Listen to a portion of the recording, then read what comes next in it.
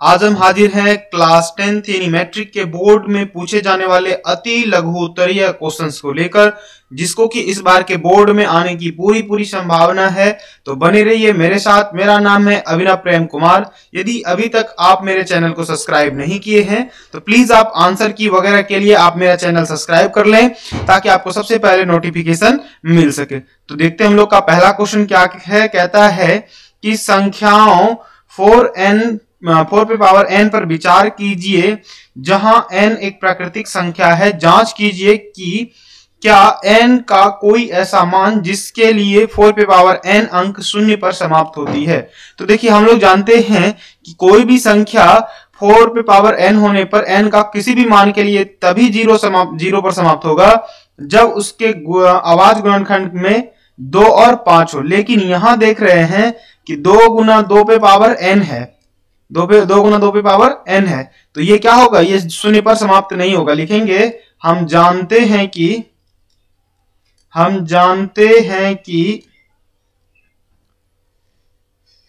शून्य पर तभी समाप्त होगा जब गुणनखंड में 2 गुना 5 हो, 2 गुना 5 हो। लेकिन 4 में 2 गुना 2 है, 2 गुना 2 है, अतः शून्य पर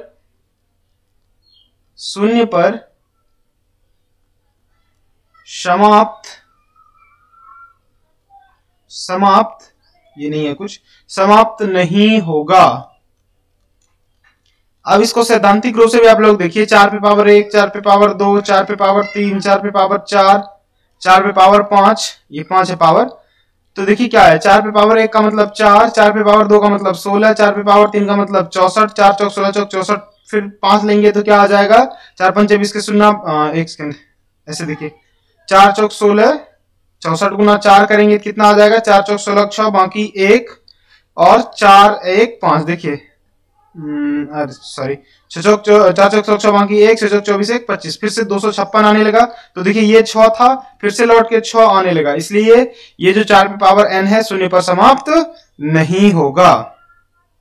तो ये थे इस सवाल के सॉल्यूशन। हम लोग देख सकते हैं कि किस प्रकार कोई संख्या शून्य पर समाप्त होती है और कौन सी संख्या शून्य पर समाप्त नहीं होती। जिस संख्या के गुणनखंड में 2 और 5 होगा वो संख्या का इकाई अंक यानी शून्य पर समाप्त होगा, अन्यथा वो शून्य पर समाप्त नहीं होगा। चलिए बढ़ते हम लोग अगले क्वेश्चन की तरफ।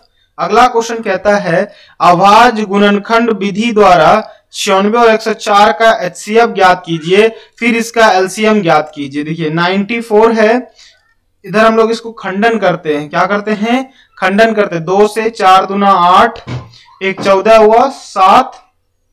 अच्छा अब देखते हैं किसी से कटेगा क्या, नहीं बिल्कुल नहीं, 96 और किसी से कट रहा है। अच्छा यहाँ 94 लिख दिया, 96 है, सॉरी माफ कीजिएगा, यहाँ 96 होगा।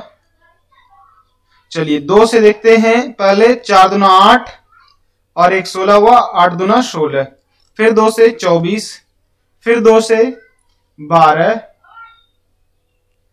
फिर 2 से 6, फिर 2 से 3, 2 दूना 4 दूना 8 दूना 16, 16 दूना 32, 32 तिया 20 तिया 60, 6 तिया 18। एक सेकंड रुक जाइए, कहां देखते हैं। 2 से 4 दूना 8 1, फिर 24 दूना 48, फिर 12, फिर 2 से 6, फिर 2 से 3, तो 3 दूना 6 दूना 12, 12 दूना 24, 24 दूना 48 दूना 96। तो इसको लिखते हैं 2 गुना 2 गुना 2 गुना 2, कितना 2 है, 5 2 है, गुना 3। इसी तरह से हम लोग क्या करते हैं, इसी तरह से हम लोग अगला को हल करते हैं। देखिए अगला क्या है, देखते हैं थोड़ा सा, एक सेकंड हमको थोड़ा समय दीजिए। हाँ ये रहा, चलिए 400, एक सेकंड,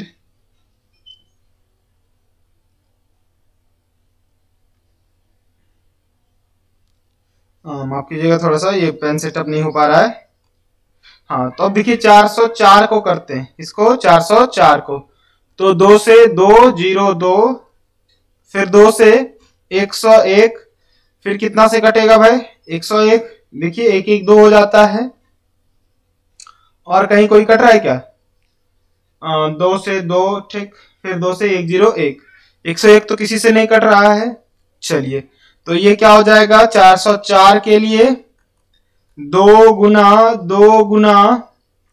101, तो देखिए HCF क्या हो जाएगा, HCF हो जाएगा जो दोनों में मिलता हो। तो देखिए ये 2 ठो जो है ये दोनों में मिल रहा है, ये 2 दोनों में मिल रहा है, यानी कि 2 गुना 2 तो कितना हो जाएगा 4, कितना हो जाएगा 4। अच्छा, LCM क्या होगा, LCM में जिसकी संख्या ज्यादा आई हो, पहले 2 की संख्या की 1 2 3 4 5, तो क्या हो जाएगा 2 पे पावर 5 गुना फिर 3 और फिर 101, तो देखिए 2 पे पावर 5 का मतलब 2 दूना 4 दूना 8 दूना 16 दूना 32, 2 दूना 4 दूना 8 दूना 16 दूना 32, अच्छा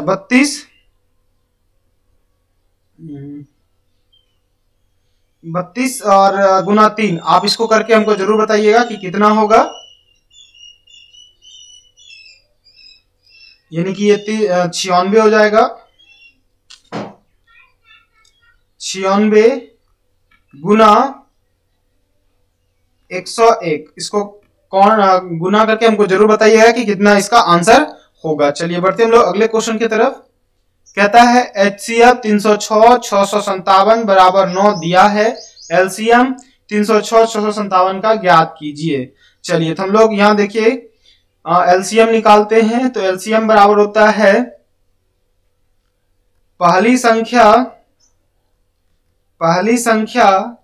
गुना दूसरी संख्या देखिए बटे HCF।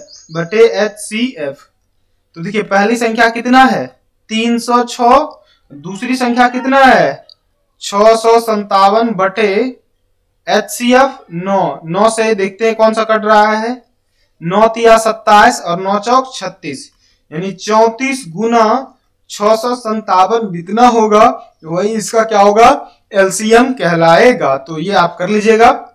चलिए कहता है कि व्याख्या कीजिए कि 7 गुना 11 गुना 13 जोड़ 13 और 7 गुना 6 गुना 5 गुना 4 गुना 3 गुना 2 गुना 1 जोड़ 5 भाज्य संख्याएं क्यों है। तो देखिए 7 गुना 11 गुना 13 जोड़ 13, तो हम लोग क्या करते हैं यहाँ 13 कॉमन करते हैं, तो ये हो जाएगा 7 गुना 11 जोड़ 1, तो देखिए यहाँ 13, ये हो जाएगा 11 7 77 जोड़ 1, यानी 13 गुना 78। अच्छा फिर हम लोग 78 का खंडन करते हैं, क्या करते हैं 78 का खंडन करते हैं, 2 से 3 दूना 6 39, फिर 3 से 13, यानी कि हम लोग ऐसे लिख सकते हैं 13 गुना 3 गुना 2, और हम लोग को पता है कि यदि हम किसी संख्या को अभाज्य गुणनखंड के रूप में लिख सकते हैं तो वो संख्या क्या होती है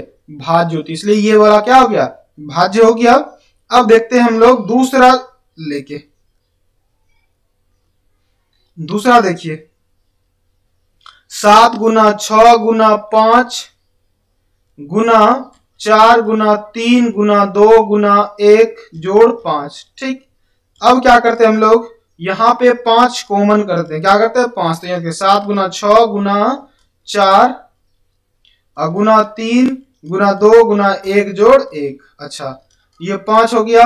देखिए यहाँ से चलते हैं 3 गुना 6 से 24, 24 गुना 6 हो जाएगा आपका, अच्छा कर लेते 7 गुना 6 गुना 24 जोड़ 1, इसको गुना कीजिए 5 तो 42 गुना 24 जोड़ 1, तो ये 5, इधर देखते हैं हम लोग 42 गुना 24 करते हैं, 42 गुना 24, तो देखिए क्या होता है 4 दूना 8 4 चौक 16, 2 दूना 4 4 दूना 8 8 6 10 का सुनना बाकी 1 और ये 10, यही गुना, अच्छा ये हो जाएगा हमारा 1008 प्लस 1, यानी 5 गुना कितना 1009। तो देख रहे हैं कि इसको भी हम लोग अभाज्य गुणनखंड के रूप में लिख पा रहे हैं और इसको भी, तो लिखेंगे आता है भाज्य संख्याएं है, अतः भाज्य संख्याएं है। क्या है? भाज्य संख्याएं है। चलिए बढ़ते हम लोग अगले क्वेश्चन की तरफ। कहता है सिद्ध कीजिए कि 3 + 2√5 एक अपरिमेय संख्या है। क्या है? सिद्ध कीजिए कि 3 + 2√5 एक अपरिमेय संख्या है। देखिए तो 3 + 2√5 एक परिमेय संख्या है, एक परिमेय संख्या है माना। क्या कर लेते हम लोग? माना। तो 3 + 2√5 बराबर क्या होगा? P/Q। तो देखिए ये क्या हो जाएगा? 2√5 बराबर P/Q - 3। तो 2√5 बराबर क्या? इसके नीचे नहीं कुछ एक लघुत्तम हो जाएगा Q, P - 3Q। तो ये हो जाएगा 2√5 बराबर, अच्छा यही सीधा कर लेते हैं, √5 बराबर P - 3Q बटे Q, और ये गुना 2 आके इधर यहां लग जाएगा भाग में। चलिए तो अब देखिए क्या होता है, लिखेंगे। हम जानते हैं कि √5 एक अपरिमेय संख्या है, अतः 3 + 2√5 एक अपरिमेय संख्या है, अपरिमेय संख्या है। चलिए बढ़ते हम लोग अगले क्वेश्चन की तरफ। कहता है एक द्विघात बहुपद ज्ञात कीजिए जिसके शून्यकों का योग और गुणनफल क्रम से दी गई संख्या है। यानी ये है अल्फा + बीटा और ये अल्फा × बीटा। तो द्विघात बहुपद बराबर, देखिए द्विघात बहुपद बराबर क्या होता है? x² - alpha + beta × x + alpha × beta. तो चलिए x² और यहां एक चीज k रखिएगा। क्या रखना है? k रखना है। तो k का मान किसको लेना है? ये 4 जो नीचे है उसको k लेना है। तो यहां हम लोग ले लेते हैं 4। अच्छा अल्फा + बीटा का मान कितना है? 1/4 × x माइनस अल्फा × बीटा का मान कितना? -1 है। चलिए देखते हैं 4, ये लघुत्तम लेते हैं हम लोग 4, तो ये हो जाएगा हमारा 4x²। जैसे भिन्न का जोड़ घटाव करते हैं, और ये 1 × x, तो x - 4। चलिए ये और ये कट गया, तो 4x² - x - 4, ये हमारा क्या हो गया? आंसर हो गया। ये क्या हो गया? आंसर हो गया। चलिए बढ़ते हम लोग अगले क्वेश्चन की तरफ। कहता विभाजन एल्गोरिथ्म का प्रयोग करके निम्न px को gx से भाग देने पर भागफल तथा शेषफल ज्ञात कीजिए। तो देखिए इसको gx से px में भाग देना है, तो x² - 2 से भाग देना है x³ - 3x² + 5x - 3। अच्छा कितना टाइम्स में खाएगा भाई? एक बार में। कितना? सॉरी x में। ये हो गया हमारा x³ - 2x। चलिए ये घटता है, ये प्लस हो जाएगा, कट गया, -3x², इसको नीचे उतार दिए, यहाँ पॉइंटर को फॉलो कीजिए, और 5 2 7x, और ये -3। अच्छा इसको -3 से क्या करते हैं? गुना करते हैं, तो क्या हो जाएगा? -3x² और -3 दूना 6, sorry minus into minus plus हो जाएगा। चलिए इसका भी चिन्ह बदलेगा, ये प्लस ये माइनस, ये कट गया, तो ये हमारे पास आया 7x - 9। तो शेषफल, ये हमारा हुआ शेषफल, क्या हुआ? शेषफल। और ये क्या हुआ हमारा? सॉरी माफ कीजिएगा, ये हमारा भागफल हुआ, और ये हमारा शेषफल हुआ। ये क्या हो गया? शेषफल हुआ। चलिए बढ़ते हम लोग अगले क्वेश्चन की तरफ। कहता है अनुपात a1/a2, b1/b2 और c1/c2 की तुलना कर ज्ञात कीजिए कि निम्न समीकरण युग्म द्वारा निरूपित रेखाएं एक बिंदु पर प्रतिच्छेद करती है, समांतर है अथवा संपाती है। तो देखिए हम लोग इसको हल करते हैं।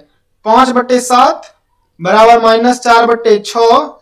अच्छा 8/-9। देखिए ये 2 से 2 बार में, ये 3 बार में, तो इसको भी हम लोग छोड़ देते हैं। इसको क्या करते हैं हम लोग? छोड़ देते हैं। देखते हैं 5/7 क्या है? बराबर -2/3 कभी होगा? नहीं। तो क्या है यहाँ भाई? A2 is not equal to B1 by B2। और क्या होता है ऐसा, तो क्या होगा इसका प्रतिच्छेदी होगा। कैसा होगा, प्रतिच्छेदी होगा, प्रतिच्छेदी होगा। चलिए यहां देखिए क्या है, x के साथ 9 है और यहाँ x के साथ 18 है। अच्छा बराबर 3/6 बराबर 12/24। देखिए यहाँ 9 दूना 18, 3 दूना 6, 12 दूना 24। तो 1/2 बराबर 1/2 बराबर 1/2। तो क्या हो गया, A1 बाय A2 बराबर B1 बाय B2 बराबर C1 bye C2, C1 bye C2। अतः समांतर क्या है, अतः समांतर है, यह समांतर रेखाएं प्राप्त होगी, ऐसा भी कह सकते हैं। चलिए बढ़ते हम लोग अगले क्वेश्चन की तरफ। कहता है एक आयताकार बाग जिसकी लंबाई चौड़ाई से 4 मीटर अधिक है, अर्ध परिमाप 36 मीटर है, तो बाग की विमाएं ज्ञात कीजिए। लिखेंगे माना कि बाग की चौड़ाई, बाग की चौड़ाई क्या है, बाग की चौड़ाई x, तो लंबाई कितना हो जाएगा, लंबाई हो जाएगा x+4, x+4, लंबाई क्या हो जाएगा x+4। अच्छा अब देखते हैं प्रश्नानुसार, प्रश्नानुसार क्या है भाई, अर्ध परिमाप, तो आयत का परिमाप होता है 1/2 गुना 2 x प्लस y बराबर कितना 36, ये कट गया। चलिए x प्लस वाई मतलब लंबाई और चौड़ाई, यहाँ ये लंबाई और ये सॉरी ये चौड़ाई ये लंबाई, तो चौड़ाई हमारे पास कितना है x और लंबाई कितना है x+4y, सॉरी x+4 है, माफ कीजिएगा 36। तो x प्लस x क्या हो गया, ये x है, तो 2x प्लस 4 बराबर 36, 2x बराबर 36 माइनस 4, तो 2x बराबर कितना 32/2 यानी कि 16। तो चौड़ाई कितना निकला, चौड़ाई हमारा आया 16 मीटर। अच्छा लंबाई कितना आया, लंबाई आया 16 प्लस 4 यानी x प्लस वाई ना, तो ये हो जाएगा 20 मीटर। कितना हो जाएगा 20 मीटर। तो ये थे इस सवाल का सॉल्यूशन। चलिए बढ़ते हम लोग अगले सवाल की तरफ। कहता है कि निम्न रैखिक समीकरण युग्म को प्रतिस्थापन विधि से हल कीजिए। हम आपको ऑप्शन नंबर 2 हल करके देते हैं, आप एक खुद से ट्राई कीजिएगा। चलिए देखते हैं हम लोग 2 नंबर को सवाल को देखते हैं। सवाल हम दोनों को लिखे हुए रहने देते हैं। चलिए इसको समीकरण 1 कहते हैं, इसको समीकरण 2 कहते हैं। तो यहां लिखते हैं समीकरण 1 को हल करने पर देखिए क्या होता है समीकरण 1 को हल करने पर, ये अलग पोर्शन है। s माइनस टी बराबर 3, तो s बराबर 3 प्लस टी। समीकरण 2 में x का मान प्रतिस्थापित करने पर, समीकरण 2 में x का मान प्रतिस्थापित करने पर देखिए s का मान कितना है, s का मान 3 प्लस टी बटे 3 प्लस t बाय 2 बराबर 6, इसके नीचे नहीं कुछ एक। चलिए लघुत्तम लेते हैं 3 और 2 का 6, तो 2 से भाग दीजिए, 3 से भाग दीजिएगा तो 2 आएगा, 2 इंटू 3 प्लस टी प्लस 2 से भाग देंगे 6 में तो 3t बराबर 6/1, तो ये हो जाएगा 3 दूना 6 प्लस 2t प्लस 3t बटे 6 बराबर 6/1। अब देखिए इधर थोड़ा सा, तो कितना हो गया 6 प्लस 5t बराबर 36, तो 5t बराबर 36 माइनस 6, तो 5t बराबर कितना 30, तो t बराबर कितना 30/5 यानी कि 6। इसलिए s बराबर क्या हो जाएगा 3 प्लस t यानी 3 प्लस 6 यानी कि 9। कितना हो जाएगा 9। तो आई होप कि आपको ये समझ में आ गया होगा कैसे बनाना है सवाल को। चलिए बढ़ते हम लोग, आप ये वाला सवाल जो है खुद से बनाने की कोशिश कीजिएगा, आसान है इसके तुलना में। तो ये थे आज के 10 महत्वपूर्ण क्वेश्चन।